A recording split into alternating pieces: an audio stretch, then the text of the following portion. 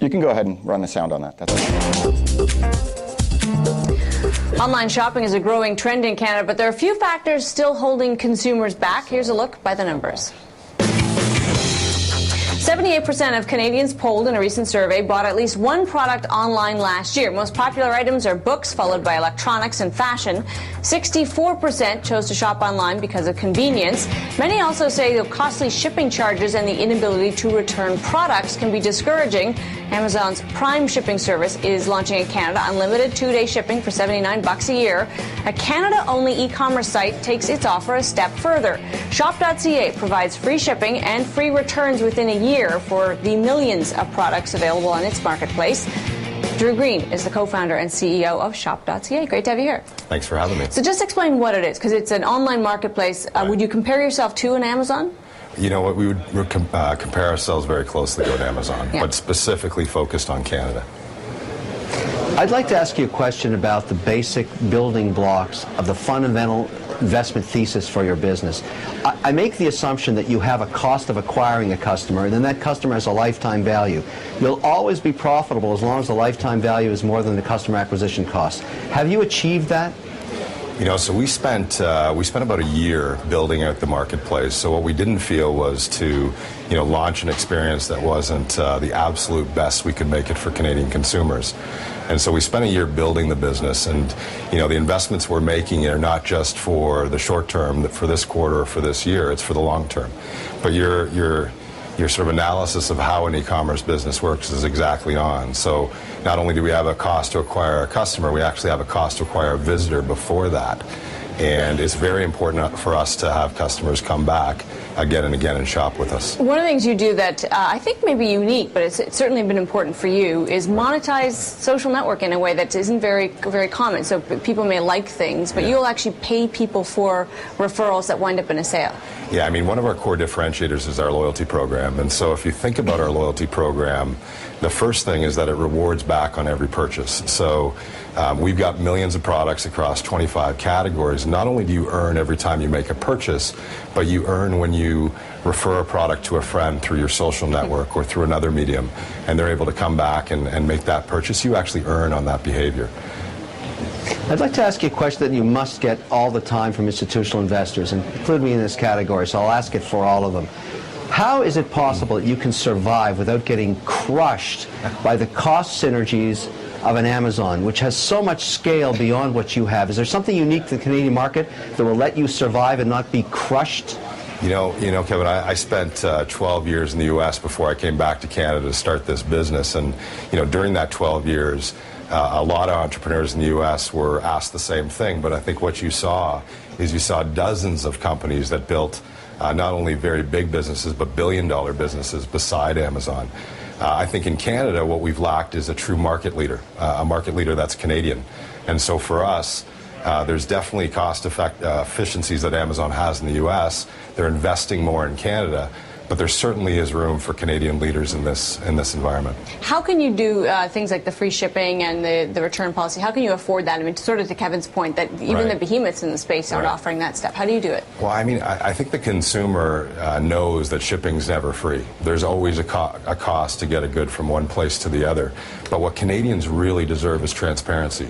So what we've faced the last 10 years is when we see a price online, mostly on a U.S. site, because over 50% of our purchases go to the United States, there's that price, then there's shipping, then there's duty, sometimes brokerage fees, and so it's just not a transparent experience. For us, shipping is part of that cost of the product.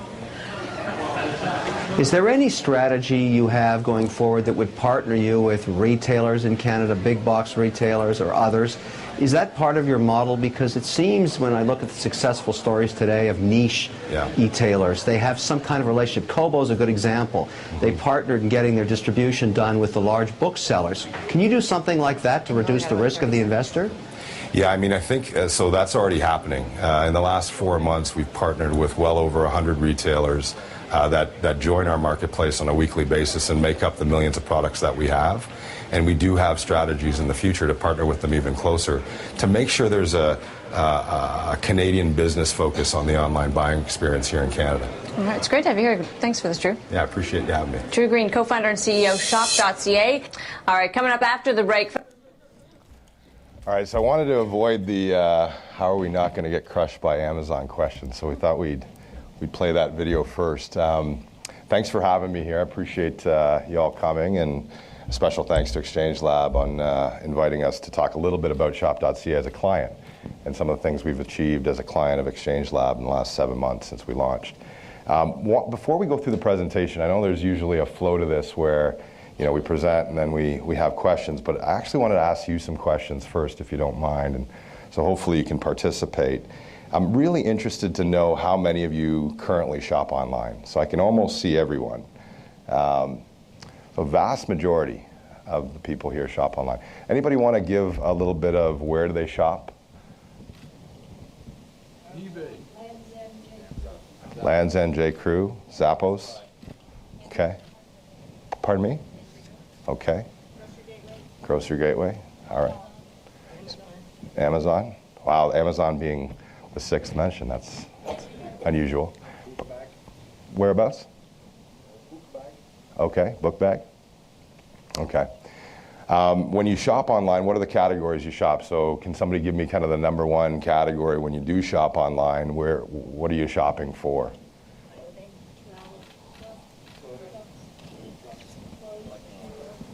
Okay.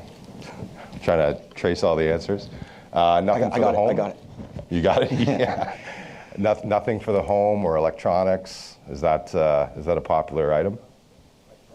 Yeah. Electronics was definitely our top category in Q4, followed by apparel. How many of you heard of Shop.ca before coming to the session? Or, oh, well, good. So Nice. Exchange Lab did a good job for us in the first 7 months. All right, well, I appreciate that. And I'm going to take you through 4 or 5 slides, really giving you a little bit of a glimpse of how we started the company, how we've done in our first 7 months of operation, really tying that back to some of the things that we're going to talk about in terms of what Exchange Lab did for us. Every company starts with a mission and a vision, and for us, as you kind of heard in the video, I was in the US for quite some time and kept looking back home and sort of seeing what was happening in terms of e-commerce. And there really wasn't a market leader. I think sessions that we'd have like this in the US, if you ask that same question, where do you shop online? 5 or 6 out of the 10 people that answer would say Amazon. It's just such a dominant player in the US. And in Canada, that doesn't exist. Amazon is definitely a strong entity here, but they're not the market leader, not like they are in the US. And so for us, my partner and I really set our sights on creating the #1 destination for online shopping in Canada. And as we went through developing it, we stuck to a single vision, which the vision wasn't just to create a destination that was world-class in Canada, but world-class globally. So really bringing experiences from our time in the US as well as other parts of the world to build a world-class destination. For me, when you're starting a business, everything is based on people. And I'm really, really proud of the team that we have. We have currently just over 35 people full-time. 35 full-time and a couple people part-time. And this is the team here. A big part of our hiring strategy in terms of the team was really getting a group of people that had some significant experiences in the components of the business that we needed. So, for example, our CTO, Gary Black, spent years in e-commerce before he joined us, and it was at DoubleClick and Google before that. Mark DiPrato helped build a couple different billion-dollar brands here in Canada before he joined us, and really is responsible for refining our brand. And really all throughout the team, we've got a special sort of mix of experiences, if you will. The other thing that was really important to us from the start was creating a culture that could sustain itself. And so as you go from 2 partners to 35 people in 12 months, it's really important to create that culture. And you kind of see up here in the top right corner some of our core values for the company. One related to Exchange Lab, which is, let's build great partnerships as we build this business. And we've got a saying about win 3, making it a win for us, our partner, and ultimately the consumers that we serve.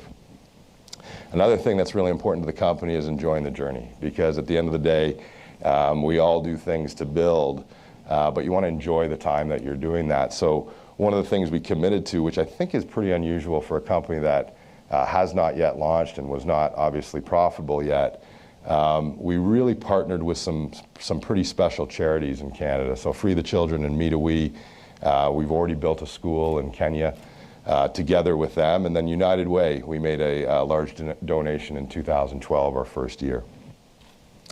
So I want to talk a little bit about the e-commerce market in Canada, and I'm sure most of you, because of the industry you're in, are familiar with this, but I'll talk a little bit about it anyways.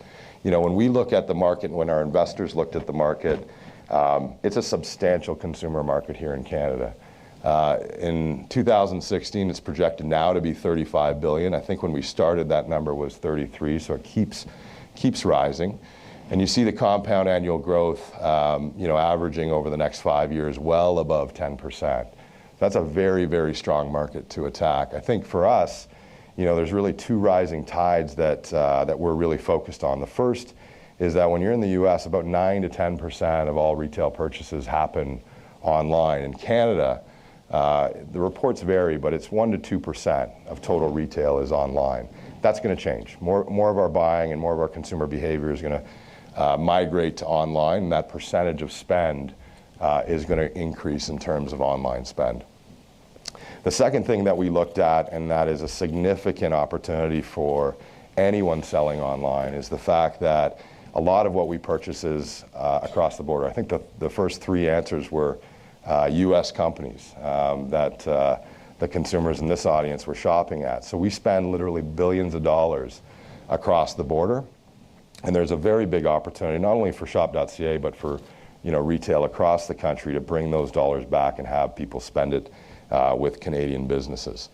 As you know, Canadians are online almost more than anybody in the world on a per capita basis.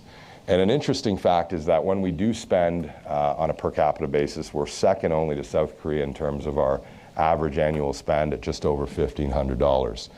A telling stat in terms of our actual consumer behavior online is our AOV. So, back to not having that sort of single destination like an Amazon is to Americans, our AOV is actually quite low when compared to the US or even other countries, G20 countries. And what really that means is that we're forced to go to lots of different places to do the shopping that we need to do. I'm going to tell you a little bit about our progress in the first 7 months, and I think it really relates to our partnership with Exchange Lab and what we were able to do together. We are Canada's first virtual inventory multi-merchant marketplace, and that was the goal, to be the first.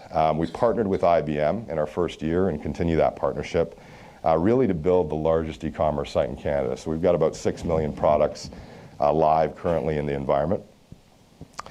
We also focused on the brand, so we didn't want to just launch and have 1 or 2 channels in terms of how we drove demand to the site. Within 2012, not only did we do a lot of great work with Exchange Lab, but we had radio, we had TV, we had print. We have a significant partnership with Torstar that we're really proud of, and they're just a great partner in terms of getting the brand out there.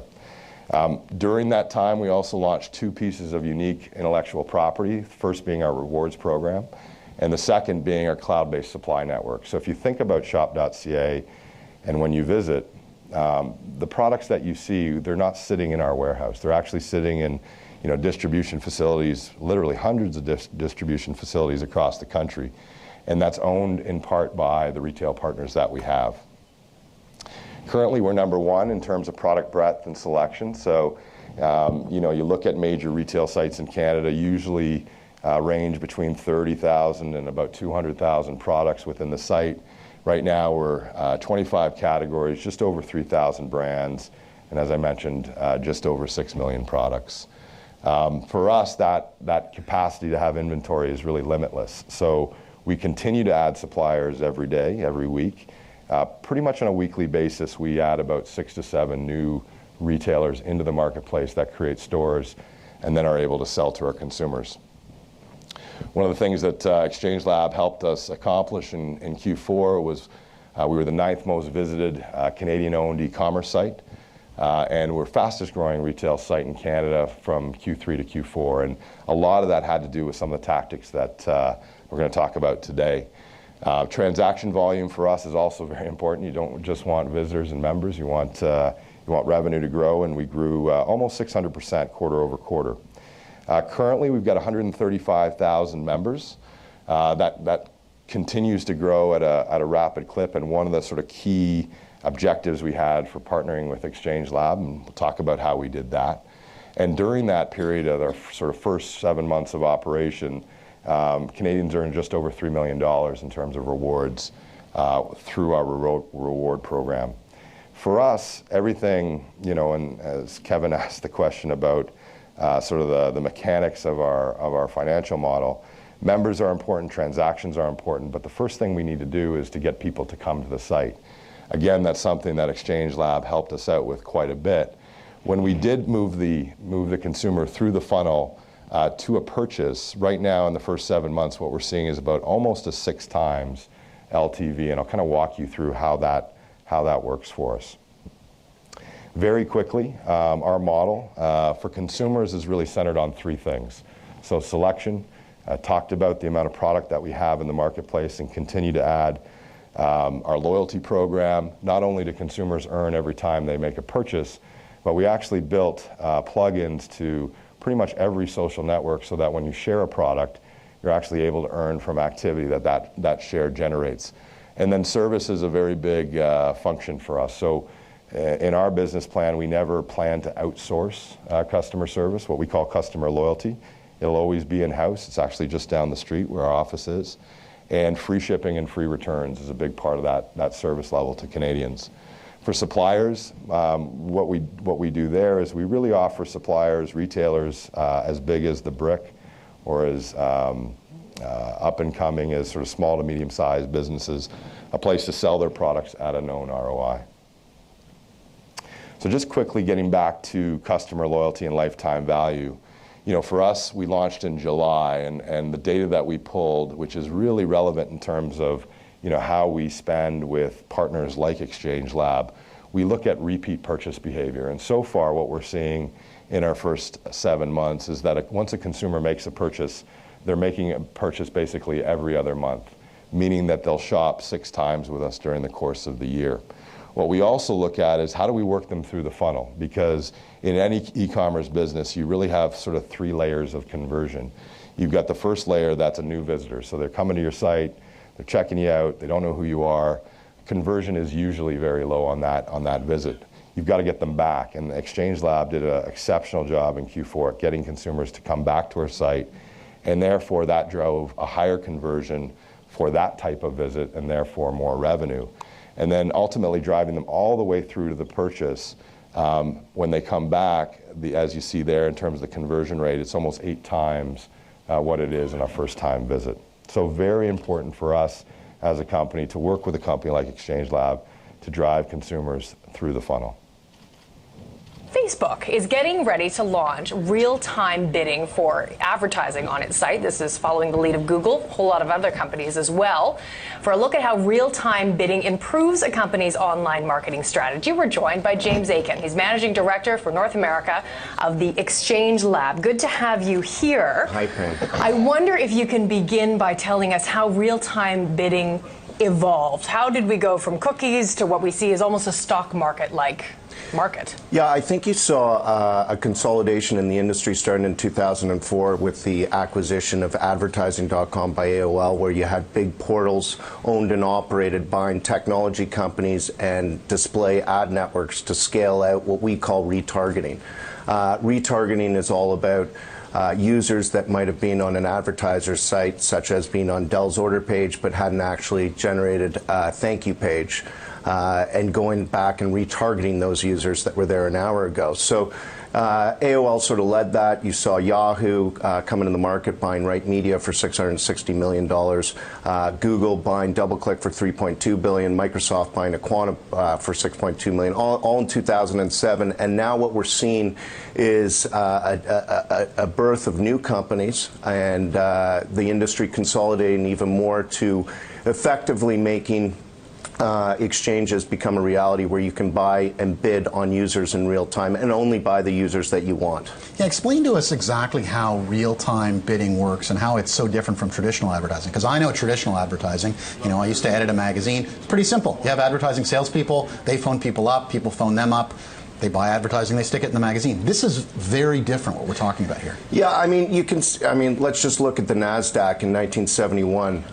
Basically, you had about 20 million trades done on the S&P in that year. Fast forward to 2012, you're looking at 520 billion trades.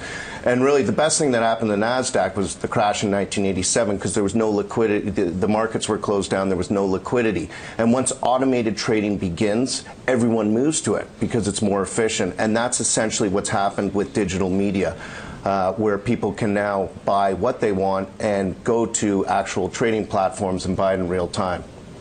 Okay, so why does something like Facebook, if we use it as an example, you're in the Facebook universe and you're writing messages to people about things or perhaps just about whether you want to have lunch, and they're targeting what you are, who you are and your profile. How does that then get sold off to advertisers, or who gets access to who you are? Yeah, I mean, the Facebook. Let's be clear. It's very much in its infancy, but as I said, I think the market is moving to automated trading with real supply and demand pricing.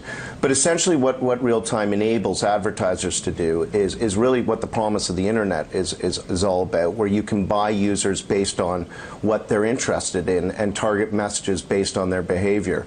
Essentially, Facebook opening up to enable more retargeting, i.e. that example where Dell can buy all the users that have been on their order page but haven't converted, bought the laptop in the past hour. Facebook opens up a vast new dimension of inventory which will scale this type of buying methodology in a huge way.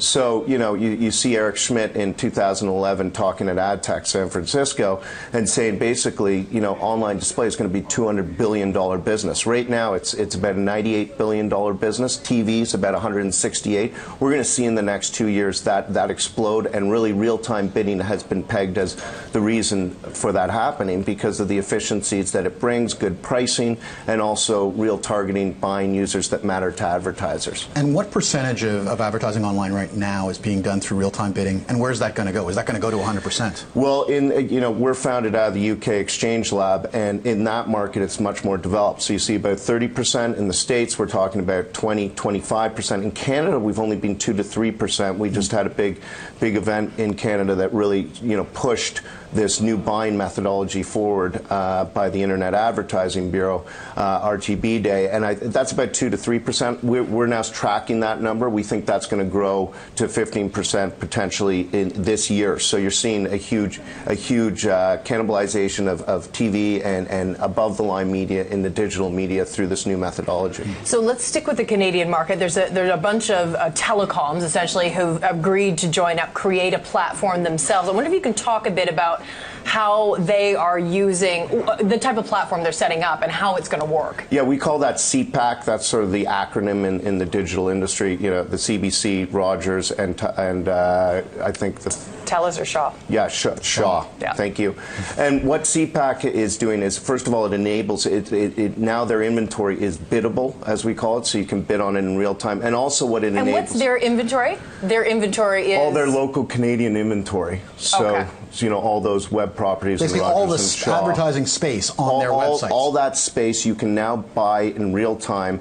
But what also you can do is advertisers who have data on certain users and think that they're interested in their product can have what we call first look and the opportunities to buy that inventory, which ultimately is going to drive up price. You look at search, the same auction-based model was developed in 2000 by Google AdWords, and we saw cost per click pricing start at about 5 cents, and now it's that same keyword is being bid up to $4. I think we're going to see the same supply and demand curves intersect here especially with this CPAC inventory, which is very much Canadian targeted inventory, not advertisers buying Canadian IP targeted inventory on US sites. It's real, true Canadian inventory. So. Are there winners and losers in this industry as a result of this change in the way advertising is bought and sold?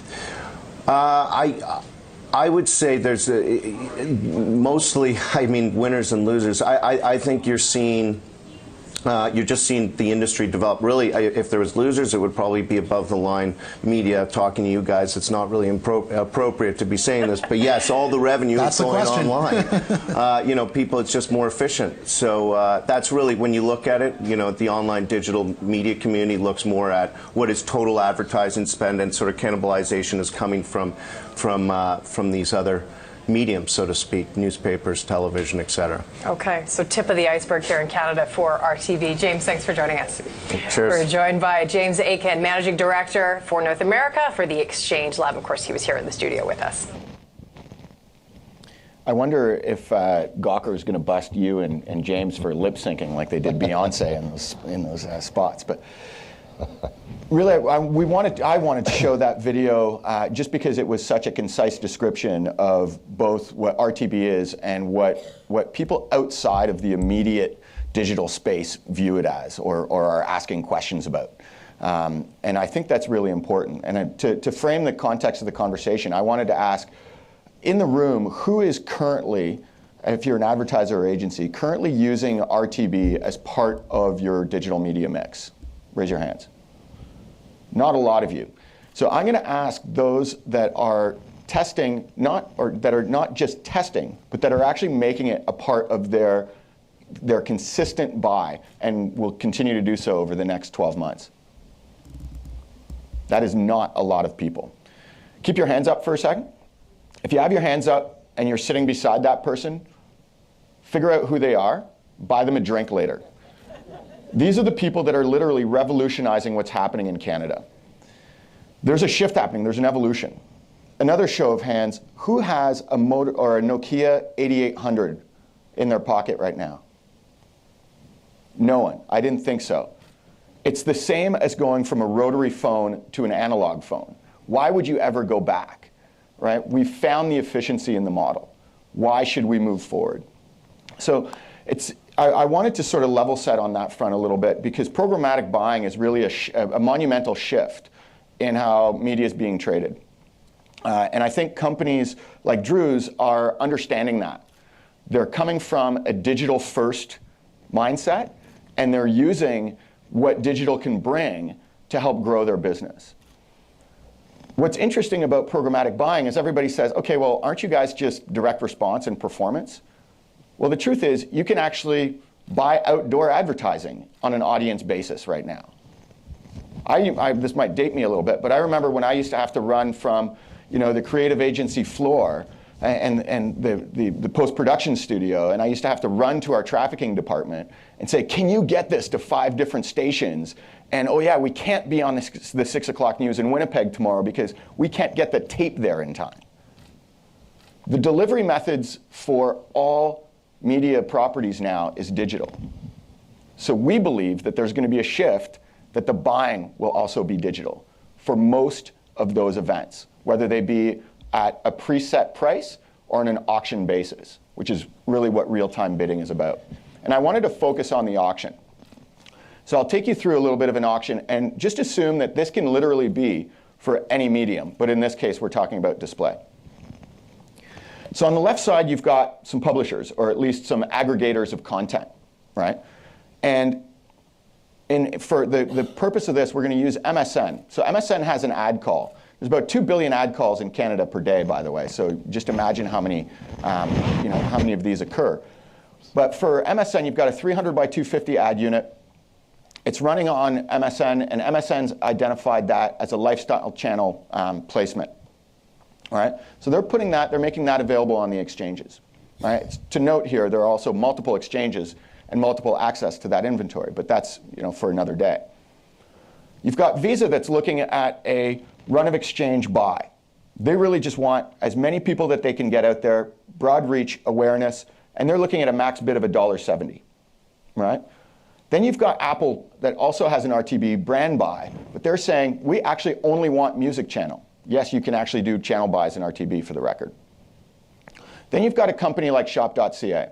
Shop.ca has put pixels on their page, essentially tripwires that allows us to know what users have visited what portions of the site.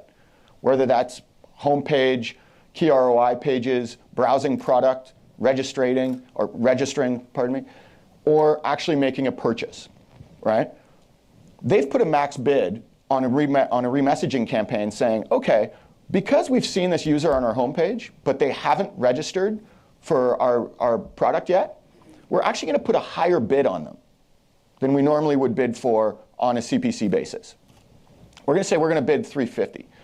What happens, and this happens, by the way, in about 120 milliseconds over terabytes of data, so you can just imagine the server space that this requires. What's happening here is ultimately in a second price clearance auction, Shop.ca wins the bid. But the value that they actually pay for is just a penny above the second lowest bid. So they're actually paying $1.71 for that same user that they were willing to pay $350 for. Here is the inherent value equation change that's occurred because of the RTB model. Okay, there's a theoretical $1.79 being saved here that can be reapplied for more reach or more frequency back into the system. Traditionally, when we've bought on networks or we've bought contextually, the publishers would tell us that it was $1 or $3.50 that we needed to put in front of that for that placement, right? So that's really where the model has shifted and where the efficiency comes in. So with that level set, I learned that word at Microsoft, by the way, when I was there, and just because it seemed like we level set every room. It's like, don't we all know about this stuff yet? But not quite. So how we delivered results for Shop.ca, other than shamelessly promoting registration for them by handing out cards as you walked into this room, we took a look at really how do we set up Shop.ca for success, right? That's not an easy thing to do, right? I mean, you know, Drew had his team up on the board earlier, and there's a lot of stakeholders involved there. And that's for a company that's owned and operated within their own group. Imagine when you start getting into retailers that have so many stakeholders that, you know, they don't even know what their key business objectives are in most cases, right? So one of the things that we had to do was take a strategic look at what pages we wanted to track. What online behaviors did we want to track? Did we want to track just visits? You know, obviously Shop.ca is going to be tracking that. They're going to say, what's the value of that customer to us? But what do we consider a win? Do we consider a win someone that gets to the page? Someone that registers? Someone that makes an order? The value of that order, right? So all of those things you need to work out. And at times, that's not easy. You know, you mentioned Gary and your CTO in the presentation. You know, we had conversations at time in the late hours because we needed to make sure that those pixels were being placed properly. Not just that they were on the right pages, that they were firing back the right information, that we were actually getting the right conversion data passed back in those extended tags. And sometimes I see eyes roll back, and I can see some of them in this room, even from this distance, because of the fact that you're like, oh my God, I've been trying to get my client to put pixels down on pages forever. They can't do it. Keep up the good fight, because without that first-party data, you're relying on somebody else placing a value on that user for you. And that's really, you own that part of the equation. So keep up the good fight, and for you that are on the creative agency side, make sure as you're building those sites that you're telling clients that they need to put them on too. This is a little shameless plug there. Because ultimately, what we were able to do is leverage every piece of data that Shop.ca had. They literally opened up the proverbial kimono, right? Which a lot of people aren't willing to do, because they're like, I don't want to show you what my metrics are, because I'm sharing them with someone else, and I'm using the two of you guys to fight over each other. When you get a partnership like we were able to develop, it actually really helps, right? Because you can say, okay, here's the value we need. Here's the two key objectives we want. We need to drive net new registrations, and we need to drive transaction values. Okay, perfect.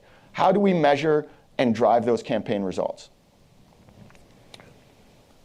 Once you start collecting that data, you got to go, okay, what's it going to do for us? What decisions do we have to make that we are going to shift potentially what our initial assumptions are? And we essentially had that come to task at some point where we said, okay, we're driving registrations, but we're also trying to find a CPA for transactional value. And we wanted to optimize to that cost per acquisition, right? What Drew's team found is ultimately they needed more people in the system. So let's actually shift those dollars. Let's shift that tactic, because the data is telling us that we're actually more efficient at getting net new users into the system. So let's continually push for that. and let's focus less on the transactional data. The transactional data, we should still scrape revenue per order. We should still keep that in mind. We should track that as a CPA as well. But we should ultimately take what's more efficient, feed the funnel, and then, as they say, when you build it, they will come.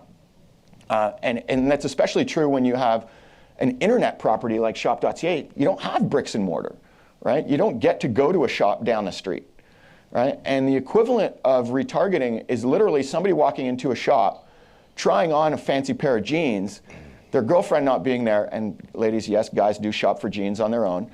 We have no idea how to do it, though, because we just look at our butts and we're like, I think it looks good, But we generally need some sort of context. So we leave, and then we come back for that Saturday brunch, with our girlfriends. We go, check these out, baby, But ultimately, what you're doing as a shopkeeper is when that person walks out of your store, you literally have someone standing outside with a placard saying, hey, remember those pants? You look great in them, right? Here's the opportunity to purchase them. Here's a coupon to purchase them. Here's frequency to make sure that that brand resonates with you more, whatever the case may be. So you need to sort of use that data where you can. And the other thing is to integrate into the market. One of the things that Drew was talking about was their ability to talk to so many different retailers, right? To partner with so many partners that allowed them to have way better products. As a Canadian company, we've managed to do the same, right? As James was mentioning in the clip, partnering with CPACs, partnering with Microsoft here in Canada, partnering with Olive Media, partnering with Casali, partnering with broadcasters. Those are the keys to making sure that we have integrated content and have a look at Canadian inventory first and foremost that's being made available through biddable inventory. And those are the keys that we've been able to develop. And as far as our future with Shop.ca, I think that's one of the things that we look to develop with them more. James was talking about the Facebook exchange. I think that clip is from July, by the way, which is why he looked so tanned at the time. But that Facebook exchange was really just announced at that time, right? Facebook exchange has actually developed considerably since then. And what we're seeing now is we're starting to see not only performance out of it, but us having the ability to gauge performance compared to an advertiser's own marketplace buy, right? So all of a sudden you can start to find those values and you can start pushing for those pieces as tactics. We wanted to actually, we don't have much time left. We started a little late. Appreciate everybody coming in on a rainy day as well. But we thought we'd open up the floor for a few questions from any of you, because I know there's a lot of questions about RTB and could possibly be for Shop.ca as well.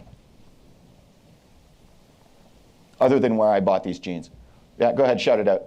We have concerns about the quality of inventory in RTB. There's a lot of below the fold or 47 page on a website. So what's the quality? How do you... That's a great question. Some of the myths that we try to debunk in RTB, and that's one of them. It's cheap because it's crap, right? No one wants this garbage anyways. And that's, I think, is born out of where the programmatic buying side came. It was DR, it was direct response, it was through affiliate networks.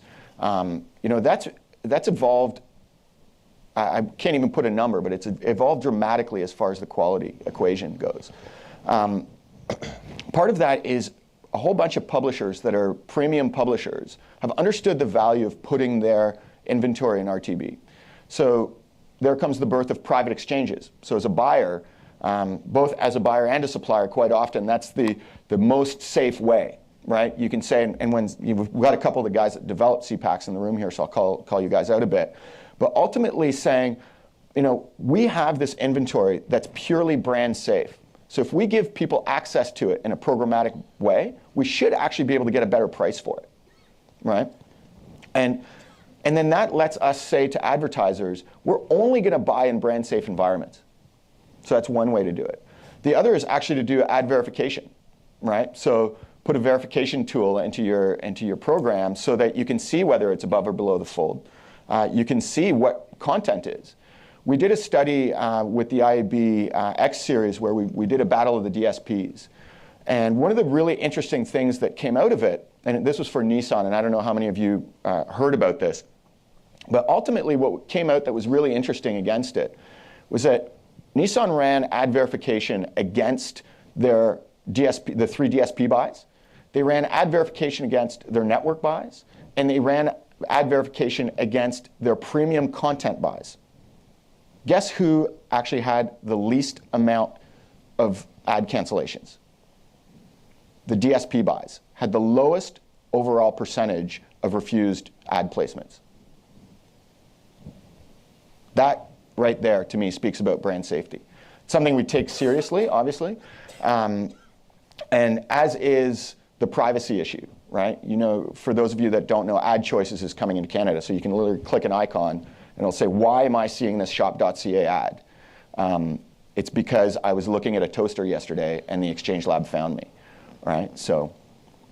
Yeah, I think it's also, you know, for us, it's you know, protecting the edge cases of the quality of inventory. But at the end of the day, you know, there's reports on a daily basis, there's meetings on a weekly basis to make sure we're working towards the CPA we have for a member, the CPA we have for a transaction, because all the way through we've got to measure that and make sure we're hitting it. And if we're not, then there's adjustments we've got to make. And I think, you know, one of the things when we started, I hadn't seen that slide, but I can remember the first month where we started with Exchange Lab, and what we didn't do, because, you know, it was the beginning of Q4, we had just launched in July. You've got, you know, literally 100 things to do in the dev pipeline. Is we didn't tag the site, and the quality and the cost effectiveness of getting that member and getting that transaction. I don't know if you have any of that data, but it increased exponentially in terms of the effectiveness of getting that transaction to occur. Anyone else? Yeah. So the RTB buying is performance-oriented largely, it sounds like, and certainly it's a looking pattern. Some people they've done something on the site or whatever. Mm-hmm. And the question that we need for you guys to respond to, Andrew, is, you know, from a marketing perspective, we're interested in the association of building a brand, Right. and then looking at the bottom of the funnel. Right. So you're in an interesting position because you are building a brand, you are building a brand. I see your mass activities going on. Can you relate the two? Because clearly, Yeah. activities RTB won't be effective if you don't create some brand tricks. Right. Is that fair statement? I think it's fair in more of a form of enhancing. I think what we really saw, because there was a period in December where we had a massive month in November. You know, we overspent a little bit just because the transactions were there, and so I think there was about a week period where, and just to kind of backtrack, because not everybody's going to know. I mean, we had a TV buy going on, we had a radio buy going on, you know, in 150 newspapers every week, our display media, Google, etc.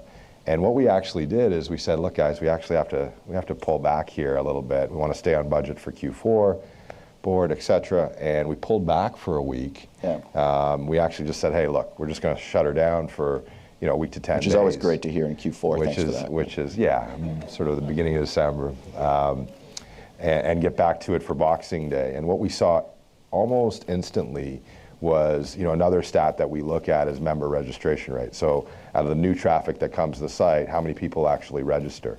And that has to do with a lot of different things. It's on us to get a clear message across, quality of traffic. Did somebody see the brand on a site, you know, somewhere else and feel more comfortable in registering? We saw our MRR go down considerably when we pulled back, and so much so that you know, that's the absolute truth. I mean, so much so that we were planning on turning things back on in a big way, you know, just before Christmas, because Christmas Day is actually a big day. But we turned it back on a week before Christmas because we didn't want to see that impact. I still think it's early for us, though, like, to give the other side of it. We're constantly measuring every channel, but it's just that one experience that sticks out for me where, you know, one of our largest channels was Exchange Lab. We pulled back, even though we were doing all the other media that we were doing. You know, there was that impact that we saw instantly. And I think, too, from, you know, taking it beyond just the shop example, because there is such it's an online conversion, right? For instance, you can't buy cars online, or at least I still can't seem to. But one of the things that you see when you're developing a brand is you still need to prospect for people that have interest in your brand. And right now, RTB is being talked about performance and remessaging. And I think one of the keys to it is really the fact that you can brand buy through RTB. And as the publishers buy in more and more into the system, those brand buys are going to start occurring much more. And you're going to start seeing, I can't see why you shouldn't be able to buy a homepage takeover on one of our portals. I don't know why, without it being, some sort of creative application. But, if there's a price set there and we have audiences that are willing to pay for it, we'd like to be able to put our hand up at the same time that your direct sales staff is trying to sell that homepage, right? Because ultimately, at some point, there's just order takers in there. So it really shifts the onus on who gets to put their hand up. And frankly, if you're selling your homepage for a $28 CPM, but that day is really important to me, I might want it for $32. Right? So with that, anybody else? We're sort of on time. Oh, sorry, go ahead. Really quickly, budget reconciliation, where are you landing? I mean, I assume you have estimate over budget for your maximum bid, but you're telling me for us, most of the time you're paying under bid maximum bidding value. Where are you landing in terms of that? So that's really about the strike rate, right? So just for everybody to understand, if you make a maximum bid, for instance, in that auction example, why isn't Visa just bidding $17 on every impression that's out there? The key there is because they would literally blow their budget, within an hour.